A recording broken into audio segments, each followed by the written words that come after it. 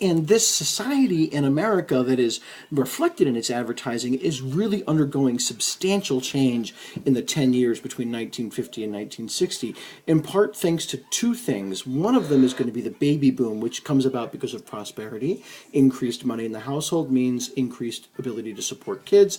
And the other is this issue of conformity. The 1950s really sets this kind of expectation about what it means to be a man and what a job should look like and what companies should look like and how people should behave. And we'll see this with the kinds of jobs people have, whether it's multinational companies or white-collar jobs or even franchises. But this understanding here is that America is undergoing what we're going to call a baby boom as part of these social changes. And this baby boom actually extends past 1950. It goes all the way up to 1964. And we're going to see one kid born every 7 seconds. So I've been talking for almost a minute now. That means we've had at least 10 kids or 6 kids born just in that time that I was talking. This increasing time of kind of birth, that's the baby boom. And what you're seeing here are people that came of age during World War II, who became 18, 19, 20 during World War II, but weren't able to have a kid because of the war, are now able to have kids. They're going to get married, they're going to have the GI Bill, get an education, get a job, and boom, now we're making kids. So check out this birth rate, right? It actually falls towards the latter half of World War II, and then up it goes way high, and it stays way high all the way up until 1964, at which point it's back to 1945's level, and then we see a slight drop until we hit the 70s when it kind of goes up again. So this impact of the GI Bill is reflected not just in who goes to college and how much money you make, it's also reflected in how many babies that we make. This increase in families definitely changes the way America works because people need these jobs, right, to care for these families.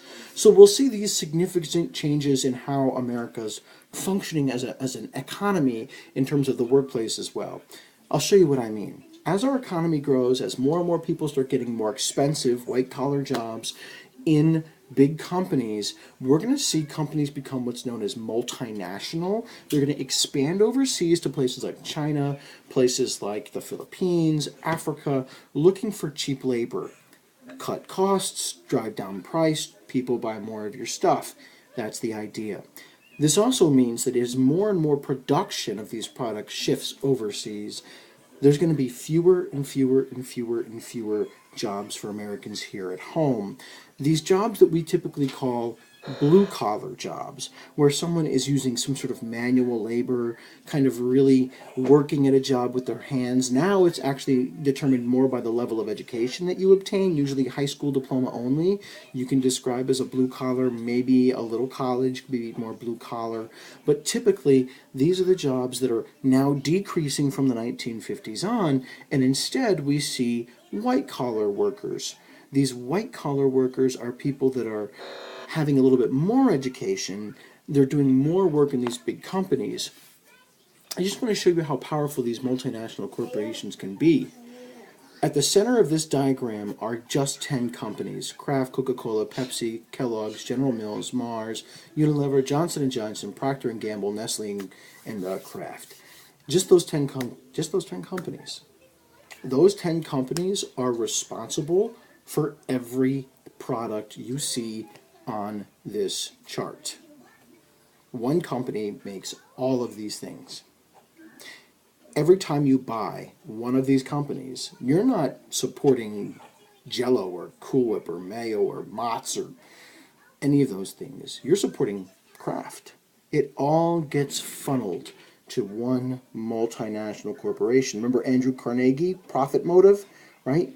He wants to maximize his profit, increasing his production as large as he can, cutting his costs as much as he can, so people will attempt to buy all of those goods from that company. These multinational companies feel like they can do this by encouraging conformity, by encouraging people to be as efficient as possible, doing the same thing as possible with as little deviation as possible. This kind of conformity can get things done quick. Here's an example of an office pool in the 1950s.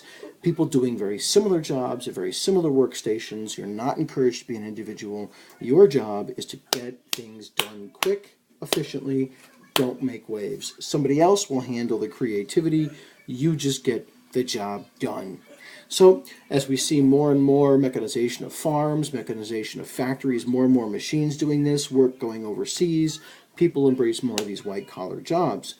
Part of this, too, this standardization, this conformity of the workplace is also going to emerge in franchises like McDonald's, which is the company that revolutionizes how business is done across our country in terms of franchises. Everything is mass-produced, whether it's food or something else. It's mass-produced, cost-cutting, because you have an economy of scale, and you can pay your workers a lower wage.